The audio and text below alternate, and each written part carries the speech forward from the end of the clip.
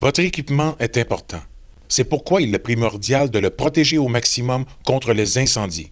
Que vous soyez propriétaire d'un commerce ou d'un immeuble à logement, chez Les Gicleurs québécois, nous savons combien il est important de protéger votre inventaire, vos équipements, votre clientèle ou vous-même contre les incendies.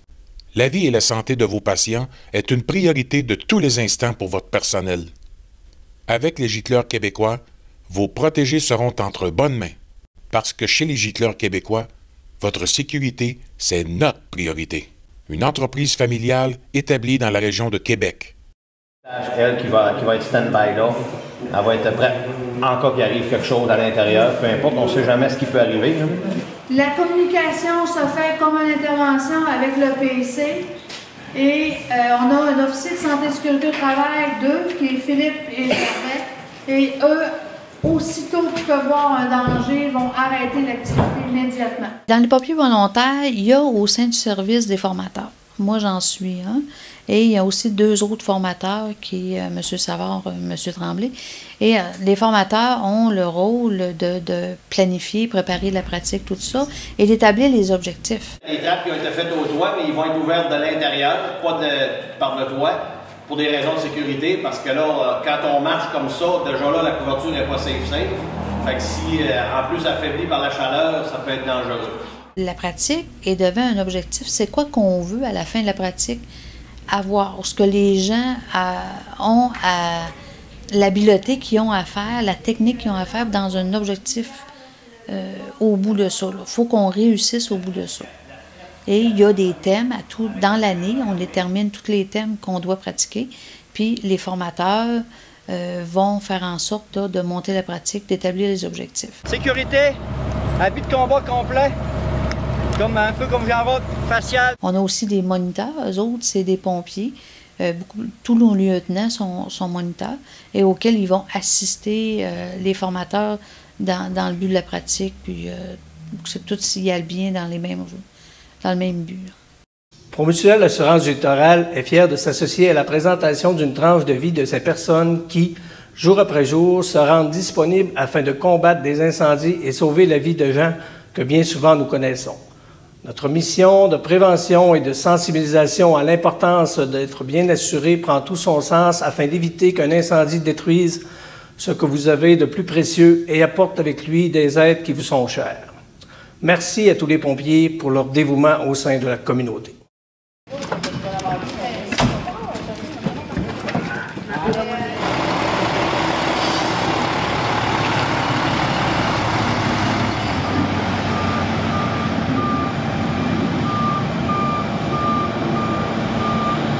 On a des mesures de sécurité à prendre. Premièrement, les gars. Oui, testé pour le 104. Bien, tes cheveux sont défaits. Bien, c'est ça, un peu, on est en train de parler aux gens. C'est OK, fait que sécurité, habit de combat complet, un peu comme j'en vois, facial, branché, installé, lumière. On y va avec un boyau. Quel jet qu'on prend? Donc, on prend-tu un jet plein ou un jet diffusé? C'est là que le PC, c'est lui qui décide. Donc, le jet plein peut être servi aussi à l'attaque initiale, dépendamment de l'ampleur de l'incendie. Pourquoi qu'on prendra un jet plein? C'est pour pas briser notre stratification thermique. Regardez la caméra thermique, elle vous parle. Faut faire attention des fois parce que l'illusion qu'on a dans ça, c'est d'être plus proche que prévu, puis c'est pas vrai pantoute. Fait qu'il faut changer pas vos habitudes, faites vos recherches, faites ce que vous allez faire, mais la caméra va vous aider pas mal, puis fiez-vous à ça.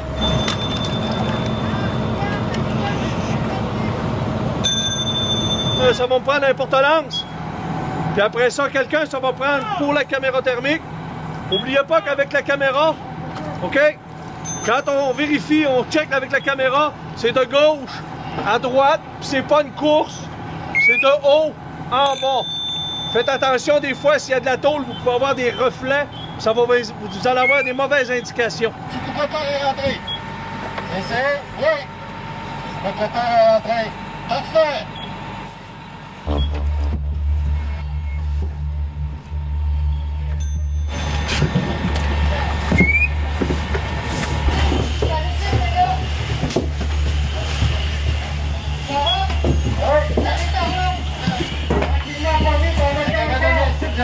OK les gars, on va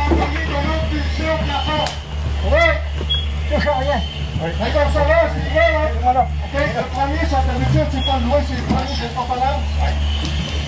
On va faire une impulsion au plafond, juste une. On s'avance. Je vais pas t'éteindre tout de suite, OK? C'est bon? Au plafond. Chaque pompier avait des tâches très spécifiques. Puis comme je vous ai dit tantôt, il y avait des normes établies. Donc, on doit faire des mises en place. Déjà, ça prend déjà un minimum de personnes pour mettre à jour cette pratique-là. La tenue de la pratique pour que ça demeure sécuritaire. Il ne faut pas oublier que dans la majeure partie des décès, dans les pompiers, sont lors de pratique. Il fait 850 degrés au plafond. Il fait chaud, je peux vous dire que ça brûle dans le cou. Regardez.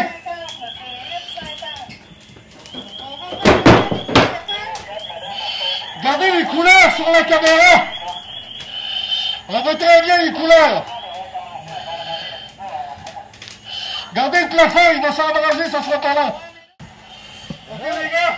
Ouais. Avant d'éteindre le feu, on va procéder, on va faire une ventilation au froid, OK? Ouais. Parce que là, il fait trop chaud. Si on l'éteint, là, il peut y avoir des vapeurs qui vont être trop chaudes, c'est dangereux pour nous autres, OK?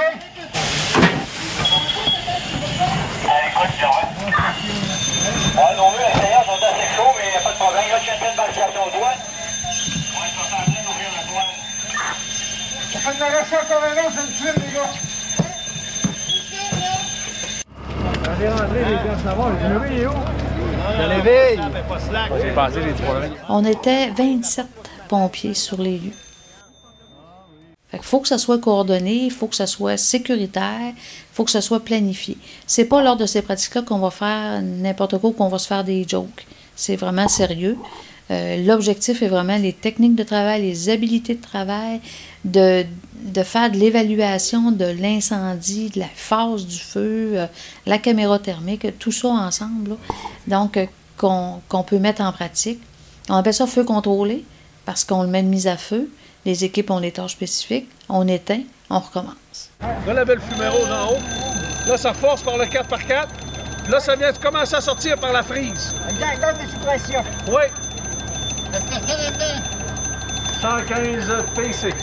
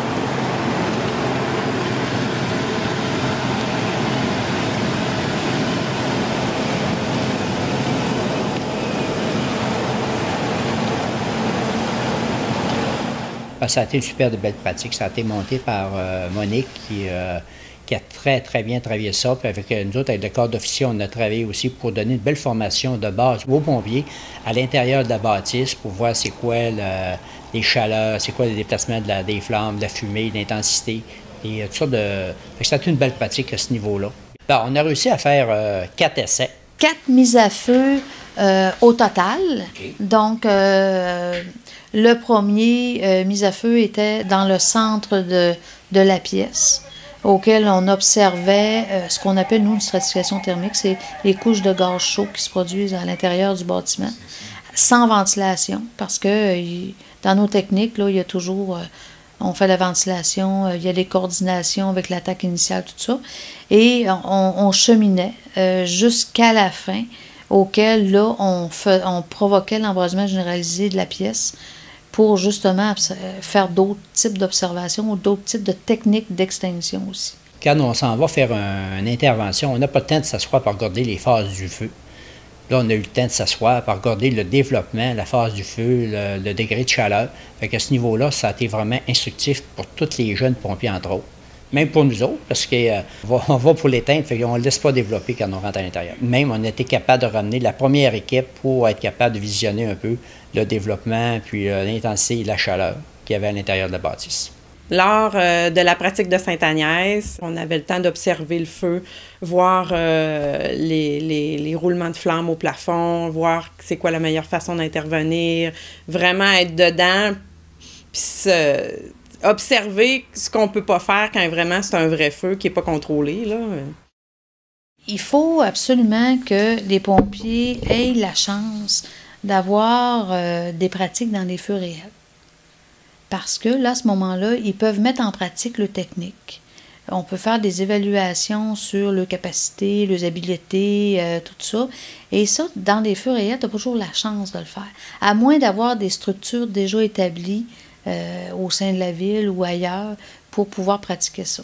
C'est pas le temps quand c'est une intervention de mettre ça en pratique, il faut le faire avant. Donc, quand on a la chance qu'un propriétaire désire faire brûler son bâtiment, bien, la première chose à faire, c'est pour le propriétaire, c'est de vérifier les réglementations, que ce soit l'urbanisme et l'incendie. Donc, de vérifier dans un premier temps les règlements. Ensuite, lors de l'incendie, nous, notre charge, faut répondre à une norme pour faire du brûlage. On appelle ça des feux contrôlés dans un bâtiment. Donc, à ça, il faut valider si le bâtiment est apte à ce qu'on puisse produire ces pratiques-là. C'est mon mari qui a eu l'appel de Mme Marié, de Mme Monique Marié. Puis, il m'a appelé au travail pour me dire ben là, chérie, les pompiers vont venir à côté. Faudrait que tu rappelles Mme Marié demain, parce que je travaille de soir. Fait que, parce qu'elle veut venir te rencontrer. Fait que le lendemain matin, j'ai appelé, puis effectivement, Mme Marié est venue dans l'après-midi même. Là, ça n'a pas été long pour m'expliquer qu'est-ce qu'il en était, comment ça se passait. Puis parce que j'étais un petit peu anxieuse, là, parce que je me demandais comment... Je me trouverais proche pas mal, là. Mais finalement, ils sont venus avec 2 autres, mais c'est elle qui m'a expliqué exactement comment ça allait se passer. Puis, en fait, elle m'a vraiment rassurée. Après ça, quand il y a des responsabilités du propriétaire aussi, un engagement du propriétaire selon certaines actions, des démarches aussi.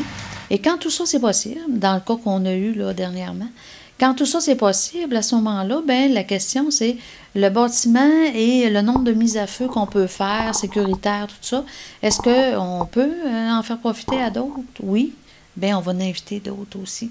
Parce qu'eux autres aussi, c'est la même chose. Ils ont les mêmes objectifs, ils ont la même chose. Donc, oui, on va inviter d'autres brigades pour venir participer avec nous dans un objectif commun de formation. Bien, au moins, c'est rassurant parce que les pompiers arrivent avant le feu.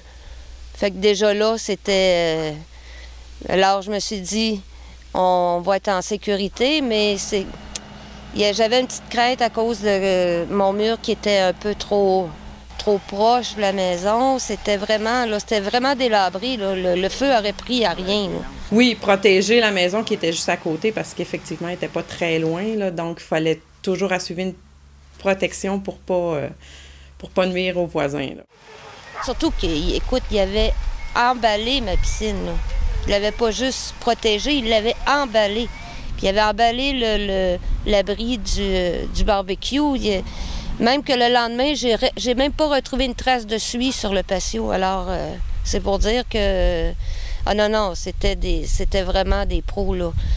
Puis je pense que c'était ma sécurité plus que la maison qui était en train de faire flamber. Là.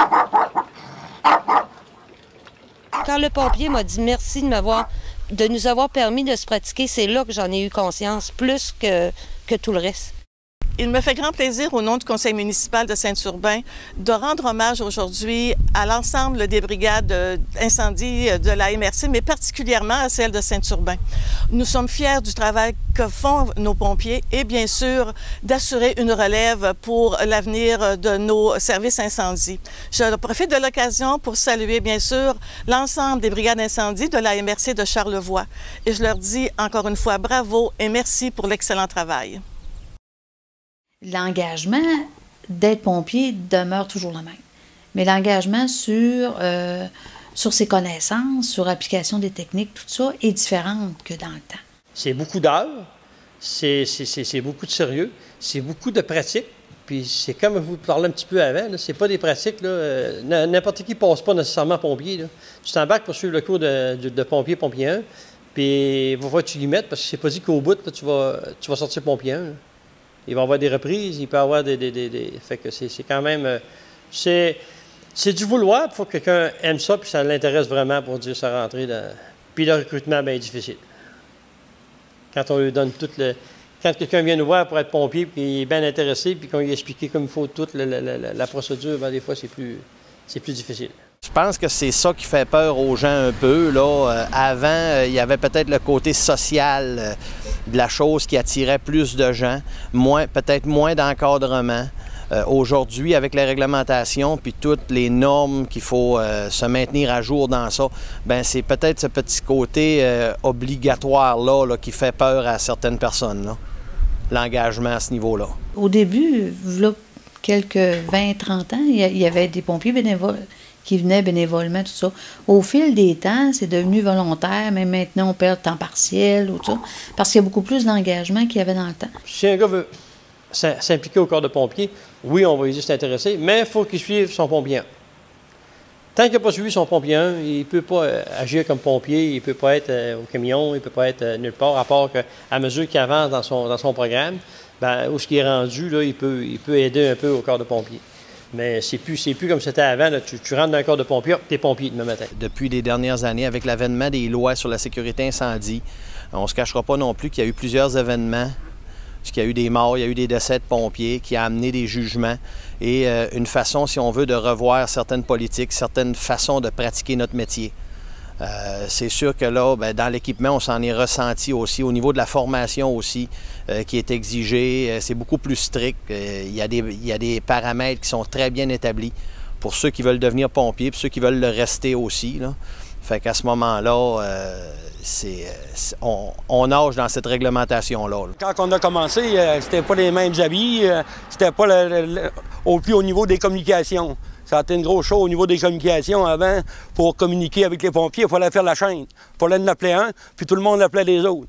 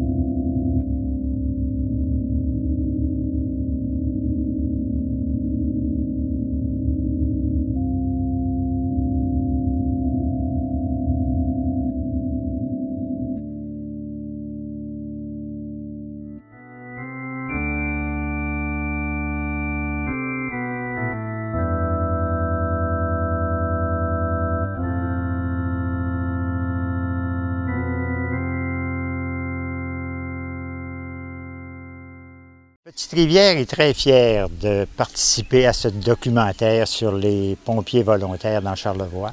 Il est très important pour nous de reconnaître le travail que ces gens-là font pour la sécurité de tous les citoyens. Donc bravo les pompiers volontaires et merci de votre implication. L'incendie, ça a évolué beaucoup depuis les débuts. Là, présentement, nous autres, à Petite-Rivière, on marche avec les centrales d'alarme. La centrale COCA qui nous donne des appels quand il y a un alarme incendie, c'est le 911. Et puis, suite à l'appel, ben là, on intervient le plus rapidement possible et, avec les équipements qu'on a. Malheureusement, à ce temps, on a des bons équipements aussi. Puis, les règlements à Petite-Rivière, Saint-François, à Saint-Paul ou à Québec, c'est les mêmes règlements, c'est les mêmes formations, puis c'est les mêmes équipements qui sont exigés. Il y avait eu des ententes avec la Malbaie au début, des ententes avec Clermont. Puis qu'ils nous avaient demandé si on pouvait former des pompiers dans nos municipalités pour des incarcérations. pour qu'au moment où l'équipement arrive sur place, qu'il soit prêt à travailler avec l'équipement. On a certains petits équipements qu'on a là, pour des fois, pas des choses graves qu'on pourrait intervenir. Là, puis, mais en tant que telle formation, c'est des pour sauvetage nautique ou etc., c'est des formations qui sont trop dispendieuses et trop onéreuses d'équipement à se procurer pour... puis tant qu'à donner le service, il faut que tu le donnes adéquatement ou tu le donnes pas. Comme sauvetage en hauteur, là, mettons, on est plus ou moins organisé. On fait affaire avec Baie-Saint-Paul, qu'eux autres, ils ont de l'équipement plus sophistiqué. Nous autres, on leur porte assistance, soit avec le traîneau d'évacuation, puis avec des 4 roues, puis... comme les mâchoires de vie, on est souvent appelé à assister aux accidents comme mâchoires de vie. Bien, on leur porte assistance, on les aide, on aide aux ambulanciers. C'est un travail multiple. Là. On a fusionné maintenant avec Ville-la-Malbaie. Le service est rendu beaucoup plus gros. Puis les responsabilités aussi sont rendues plus grandes. Fait qu'avec tout ça, tu développes une passion aussi. Tu viens aller chercher aussi de l'intérêt, puis avoir du plaisir aussi dans ça. Moi, j'ai commencé comme pompier volontaire. Vraiment comme pompier depuis 86. J'étais 21 ans pompier volontaire, ensuite depuis 8 ans temps plein. Mais mon cheminement comme pompier a été... moi, mon père est assistant directeur. Donc, dès que j'ai été au monde, j'ai été dans ce rythme de vie-là, d'être pompier. Fait que j'ai grandi avec les pompiers. Mon frère était pompier. Ma mère, lors d'événements majeurs, se présentait sur les lieux d'intervention pour donner café, sandwich, aider déjà ça, t'sais. Fait que pour nous, partager la vie de pompier, venir en caserne, faire des activités de pompier, ça a toujours fait partie de ma vie.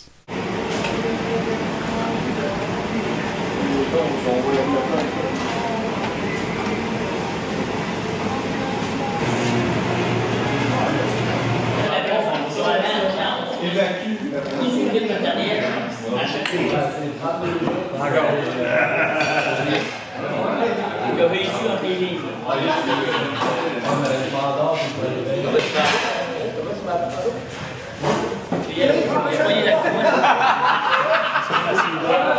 Pompier volontaire depuis 14 ans. Puis je suis bien fier de ça. J'aime la gang, j'aime l'équipe.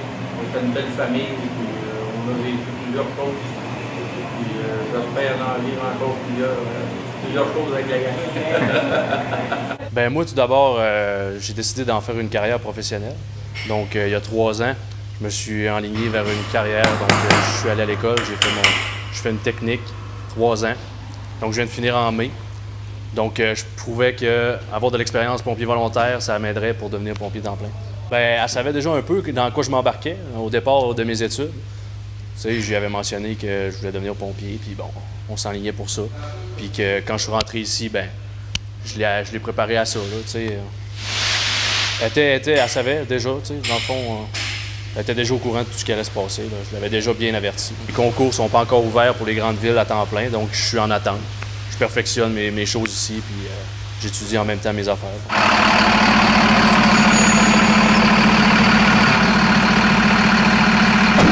Dernièrement, j'ai subi une perte d'emploi, puis je m'en vais étudier en prévention incendie à Chicoutimi dans le but de me trouver une job à temps plein en tant que préventionniste et du même coup éteindre les feux dans Charlevoix.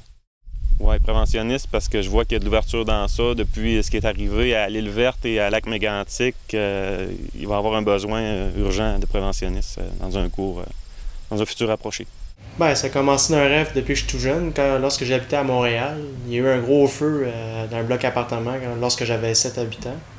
Donc, ça a vraiment flambé un peu partout. C'était à deux coins de bâtiment, 2 coins de bloc de chez nous. Un incendie d'une rare violence fait rage présentement dans le quartier Saint-Michel à Montréal. Un duplex qui est situé sur la 15e avenue, tout près du boulevard Crémazie, brûle d'une rare intensité. Et c'est là qu'après ça, j'ai sorti dehors, j'étais voir des camions de pompiers, m'ont fait montrer leurs véhicules, je suis rentré dans les véhicules pendant l'intervention.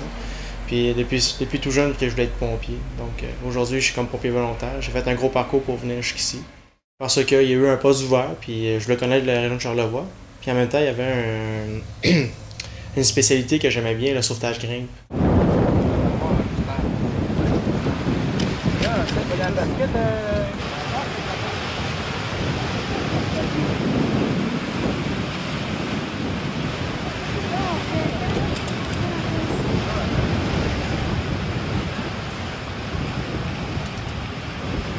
suis intervenant sauveteur Gringe aussi. Moi, je travaille à l'usine à Clermont. Je travaille avec les garçons à l'usine à Clermont. Je suis dans un monde d'hommes. Mais je ne travaillais pas à l'usine quand j'ai été choisie par mon chef Pierre Boudreau. Pierre Boudreau m'a approché. Ça fait 8 ans. Je travaillais au IGA dans le temps. Il était venu me chercher, mais après ça, j'ai transféré à l'usine dans la même année. Fait que je travaille dans un monde d'hommes d'un pompier puis dans un monde d'hommes à l'usine à Clermont. Ça fait longtemps, avant d'être pompier, j'ai été dans la sécurité civile, à Clermont, j'ai été toujours un peu dans les organismes proches des pompiers. Puis graduellement, c'était pompier quand je suis arrivé à Petite-Rivière, puis ça a été après ça directeur. Puis c'est un choix, je dirais, d'entraide. En même temps, c'est sûr, c'est d'aider la population, puis d'être. Puis il faut aimer le métier aussi, quand même. Moi, ça a été une passion depuis que je suis tout petit. J'entendais les sirènes d'alarme, je suivais les camions. Ça a toujours été mon trip d'embarquer là-dedans. Fait qu'à 18 ans, j'ai donné mon nom, j'ai réussi à être embauché 4 ans plus tard. C'est vraiment par passion, là, pour aider le monde.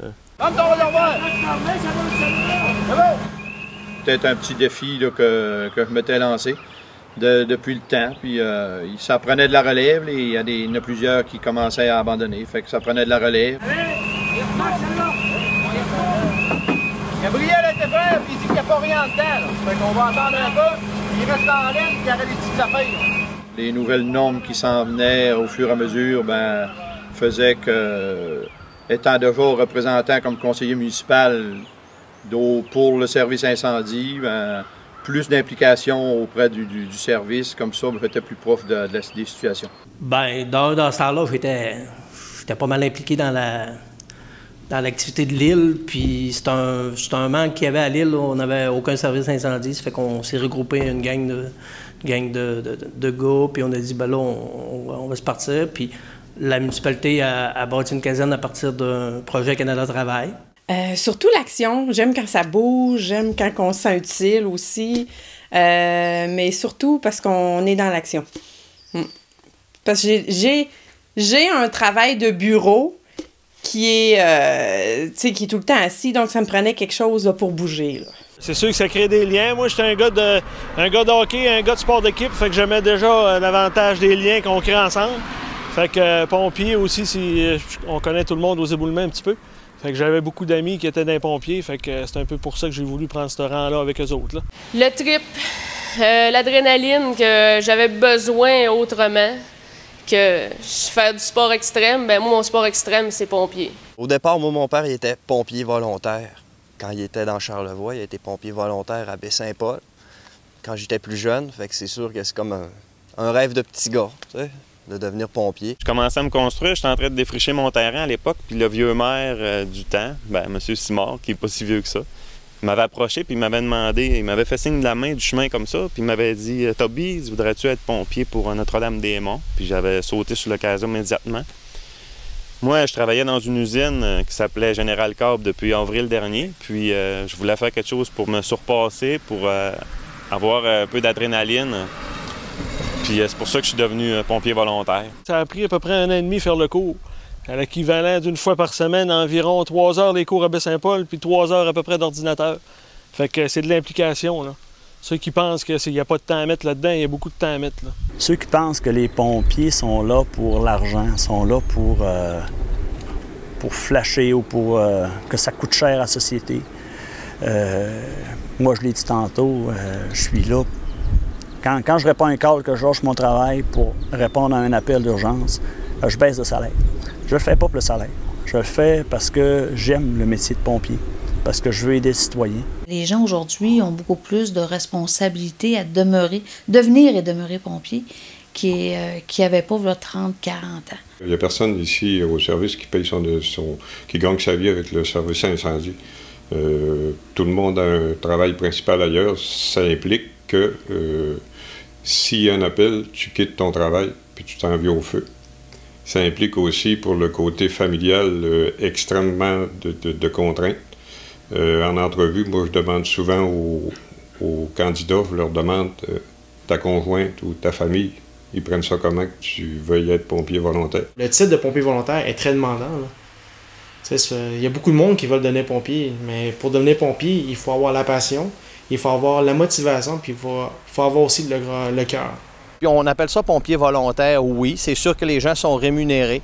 On ne fait pas vraiment ça. Les gens aiment le métier. Les gens aiment rendre service aux citoyens, aiment rendre service aux gens. Les gens veulent s'impliquer dans leur communauté. Puis je pense pas que personne se met millionnaire avec ce travail-là. Le taux horaire qu'on a à chaque intervention, je vous dirais que c'est pratiquement ridicule. C'est pas pour l'argent qu'on fait ça, c'est vraiment par passion.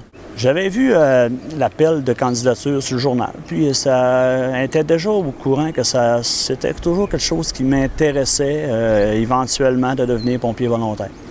Puis j'avais vu l'appel de candidature, donc j'ai dit à ma blonde, je vais postuler. C'est quelque chose qui m'intéresse. Puis elle n'a pas été surprise de mon orientation parce que ça faisait quand même plusieurs années que j'en parlais. Il en a toujours parlé avec enthousiasme, fait que je savais que c'était une passion pour lui. Puis effectivement, je pense que c'est une de ses grandes passions.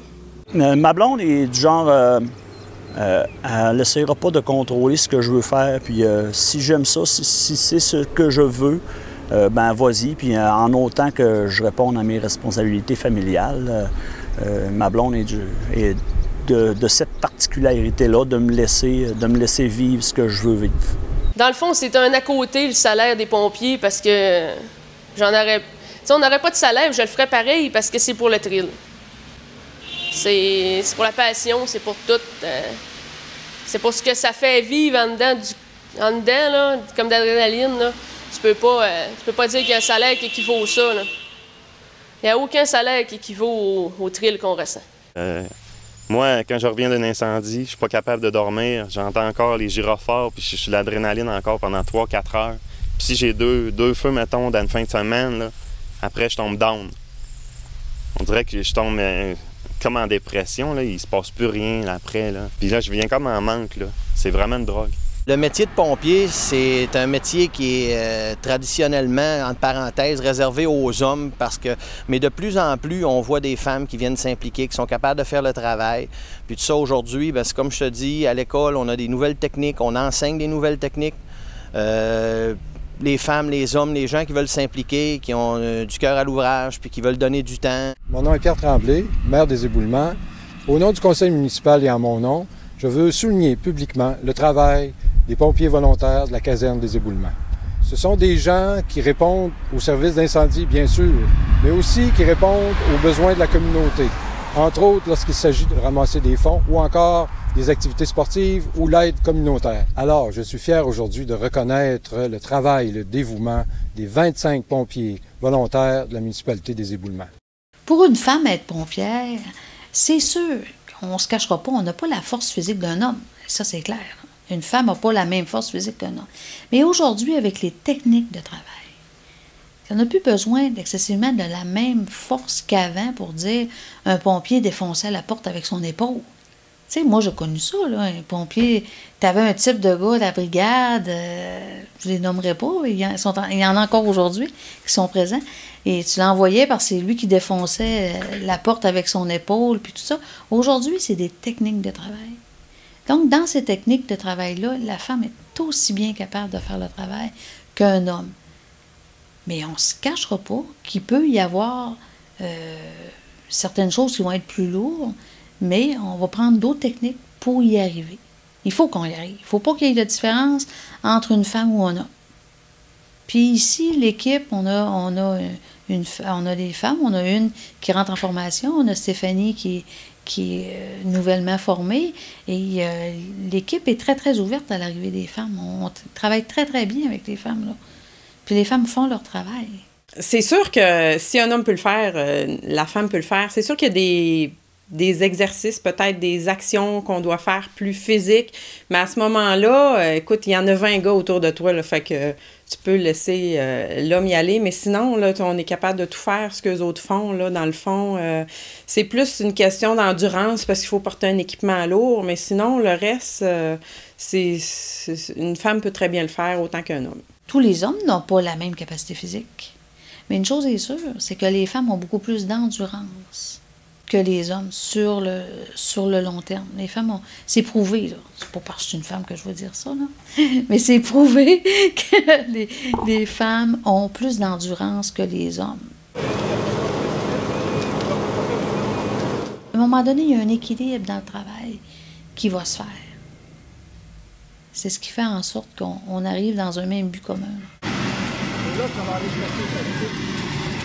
Je pense que Stéphanie, c'est un bel exemple là, du fait que le métier-là peut être ouvert autant aux femmes qu'aux hommes sans aucun problème. Bien, je te dirais qu'au début, c'était comme... Il y avait plus une petite réserve. C'était à la limite... c'était quasiment intimidant, là. Mais maintenant, mon Dieu, il n'y a plus aucune retenue. Moi, je suis toute seule de fille ici à Clermont. Puis sérieusement, si je pouvais avoir d'autres filles avec moi, ça me dérangerait pas. Je n'ai pas à dire « Non, on est juste une, puis on reste une. » là.